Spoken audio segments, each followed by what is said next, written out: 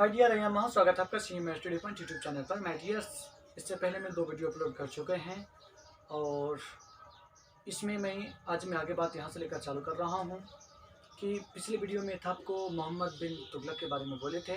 आज मैं इल्तुतमिश के बारे में चलूँगा चर्चा। हालांकि पिछले वीडियो में बताया जा चुका है कि आपको 1206 से 1210 ईस्वी तक मोहम्मद बिन तुगलक का मोहम्मद कुतुबुद्दीन ऐबक का शासन के काल के बारे में देखे थे। कुतुबुद्दीन ऐबक को दिल्ली सल्तनत का संस्थापक कहा जाता है।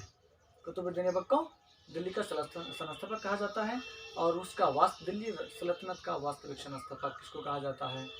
आपको इल्तुतमिश को कहा जाता है। और इल्तुतमिश कुतुबुद्दीन ऐबक का कौन थे? दामन थे। इससे पहले 8 महीना ही के लिए कौन था? बहराम शाह। आपको क्या था? उनके बेटा था जो थोड़ा दिन के लिए शासन करते हैं, उसके बाद आ जाते हैं। यही कारण है कि कभी 10 बोल दिए जाते हैं और 11 बोल दिए जाते हैं, क्योंकि लास्ट 1210 के लास्ट तक में ख़त्म कर गए थे और 1210 में ही आपको कुतुबुद्दीन ऐबक की मृत्यु हुआ था और उसके बाद 11 से ही चालू होता है। ठीक है, इसलिए कभी कभी आपको देखने मिलता है किसी किताब में 1210 से 1236, तो कभी कभी मिल जाता है 1100 से 1236। ठीक है, बात इतनी रखता हूँ। मैं आज चर्चा में आऊँगा आपको इल्तुतमिश के चर्चा में। इल्तुतमिश का वास्तविक नाम, मूल नाम, उसका असल नाम क्या था? तो उनका असल नाम था शम्सुद्दीन इल्तुतमिश। शम्सुद्दीन इल्तुतमिश था, जो कुतुबुद्दीन ऐबक के बाद, ठीक है, उनके पुत्र के हत्या करा देता है, जो आपको शासक बनता है। उसके बाद दिल्ली के राजगद्दी पर बैठता है। उसके बाद क्या होता है कि धीरे धीरे लंबे प्रयास के बाद ये वास्तविक दिल्ली का संस्थापक इसलिए कहा लेता है कि आपको शरी शासन व्यवस्था को सुदृढ़तापूर्वक मजबूती से सारी चीज़ को कायम करता है और इसे आगे बढ़ाता है।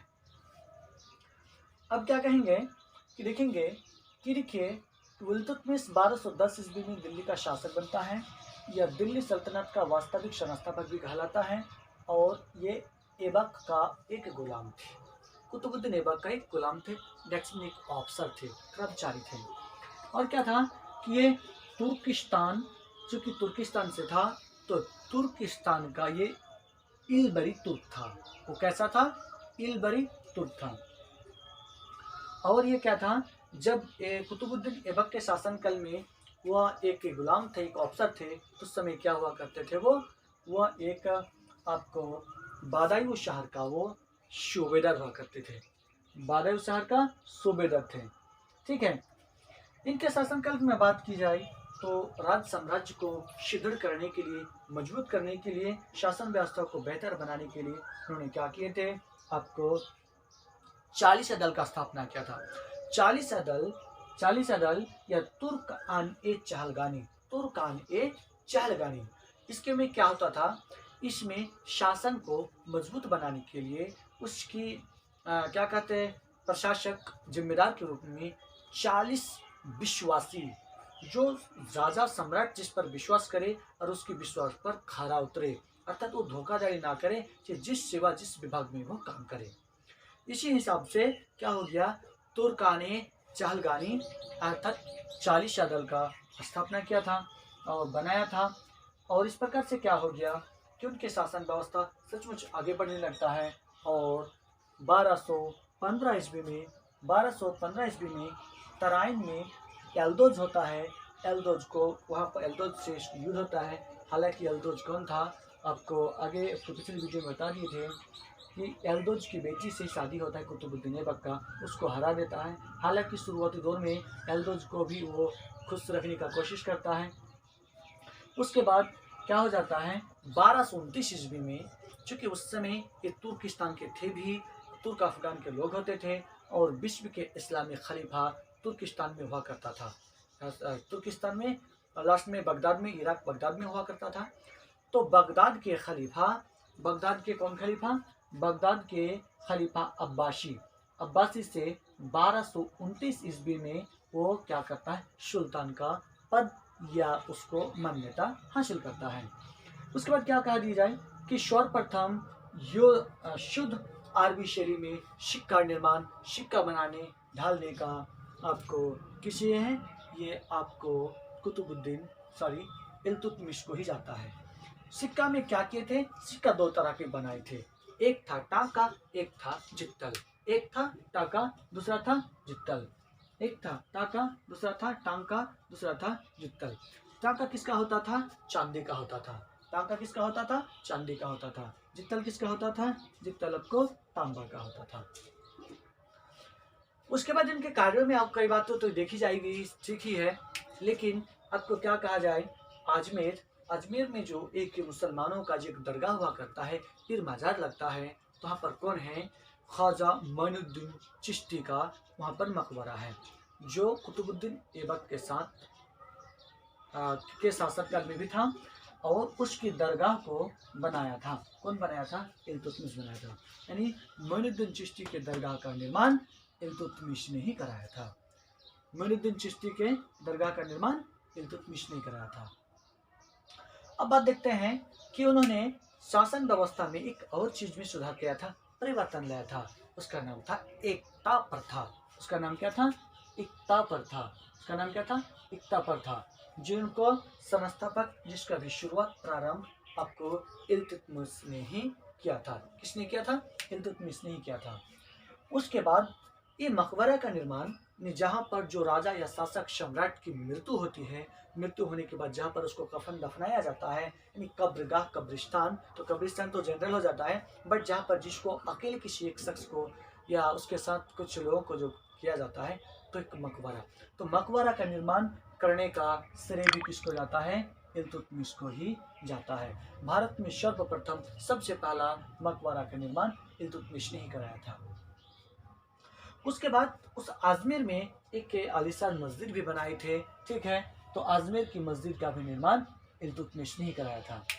उसके बाद सबसे बड़ी बात है कि देखिए, भारत में लूटने के लिए एक आए थे मंगोल शासक, शुद्ध अक्सर सभी लोग जानते ही हैं कि चंगेज खां, जो बड़ी तबाही मचाने वाला था, सिर्फ वो धन के लुटेरा था।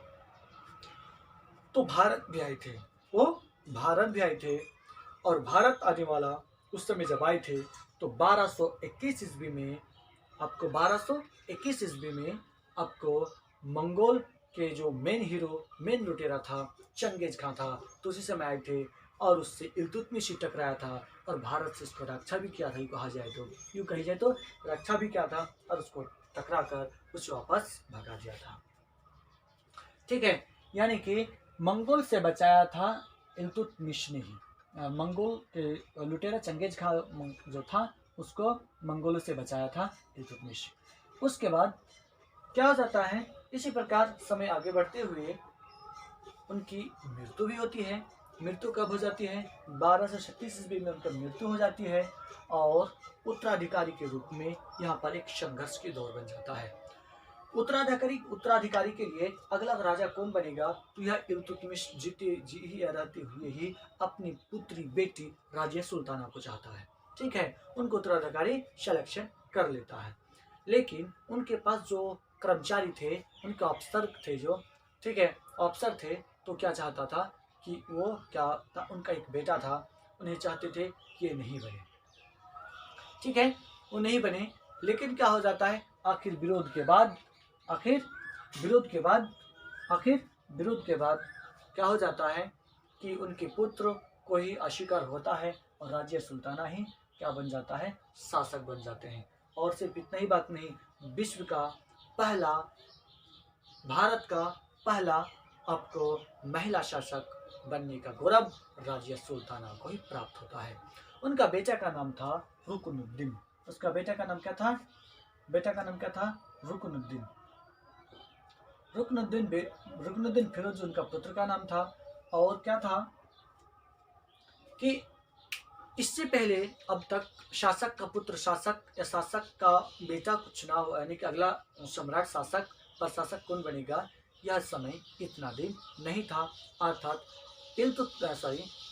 इल्तुतमिश ने ही यह प्रोसेस आगे बढ़ाया कि इस वंशागत शासन बनने वाले राजा वंशागत बनाया, यानी कि राजा का बेटा राजा बनेगा या बेटी उसकी बनी। तो इसका मतलब क्या हो गया कि शासन की व्यवस्था इल्तुतमिश ने ही सुल्तान के पद को वंशागत बनाया, यानी कि सुल्तान का बेटा ही सुल्तान बनेगा।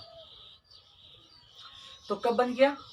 इल्तुतमिश के बाद 1236 ईस्वी में राजिया सुल्ताना आपको गद्दी पर बैठती है।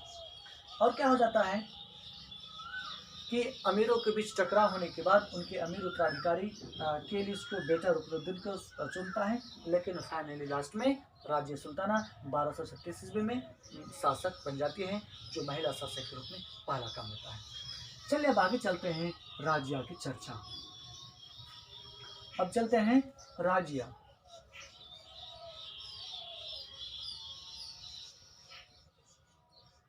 ठीक है, राजिया 1236 से 1240 ईस्वी तक शासन करती है।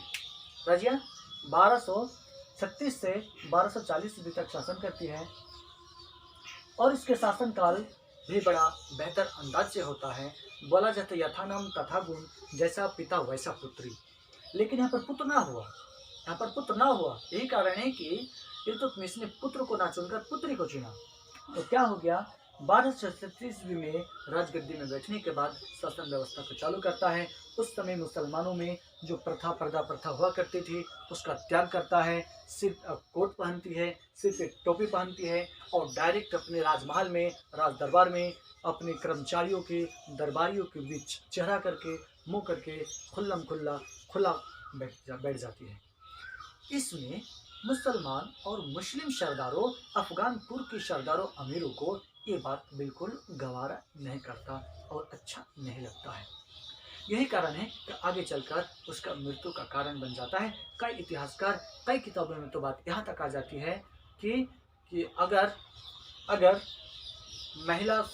राजिया सुल्ताना महिला शासक ना होती तो ये दुनिया के सर्वश्रेष्ठ शासकों में से एक कहलाती।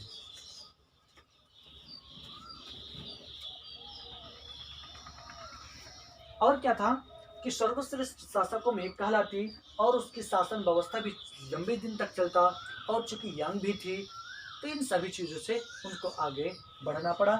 आगे देखते हैं क्या होता है। तो आगे क्या हो जाता है, याकूत को वो अपने शासन व्यवस्था में याकूत को अमीर ए आखुर नियुक्त करता है। क्या याकूत को अमीर ए आखुर नियुक्त करता है। और राजिया सुल्ताना एक और भी होता है अल्तुनिया भाटिंडा। अल्तुनिया को भाटिंडा का क्या बनता है, अक्तादार उसको नियुक्त करता है, चुना जाता है। आगे चलकर उनसे यूँ भी कहा जाता है कि उसको अनुसरण क्या हो जाता है, उसकी ओर आकर्षित होकर क्या हो जाता है, राजिया सुल्ताना का शादी अल्तुनिया से हो जाता है। अल्तुनिया से राजिया सुल्ताना की विवाह शादी हो जाता है। अब क्या हो जाता है कि उनका भाई था बहराम शाह। बहराम शाह क्या करता है, अल्तुनिया और राजिया सुल्ताना दोनों एक साथ हुआ करती हैं। उनको कैथल, कहाँ पर, कैथल के निकट ठीक है, कुछ हिंदू डाकुओं के द्वारा के सहयोग से क्या कर दिया जाता है, राजिया सुल्ताना का हत्या कर दिया जाता है। इस प्रकार 1240 ईस्वी तक इनका शासन रहता है और 1240 ईस्वी में बहराम शाह के द्वारा कैथल के निकट हिंदू डाकियों के सहयोग से। माय डियर्स, इसको आप स्क्रीनशॉट ले लेंगे या वीडियो को पॉज करके लिख लेंगे।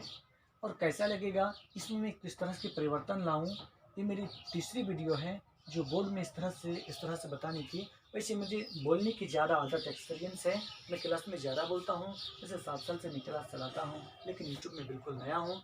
इसलिए आपको जो भी हो प्लीज़ मेरे चैनल को सब्सक्राइब भी कर लीजिए और अपने दोस्तों में वीडियो को शेयर भी कीजिए। और कैसे लगेगा, इसको मैं कैसे लिखा दूँ या कैसे आपको PDF पहुँचा दूँ कि इसको इस तरह से दूसरे कुछ करूँ, प्लीज़ इसे हमें समझाने की कोशिश करेंगे। मुझे आपके कमेंट्स, आपके सवाल जवाब का इंतज़ार रहेगा। तो ठीक है, यहीं से इसको ख़त्म करता हूँ। जय हिंद, जय भारत।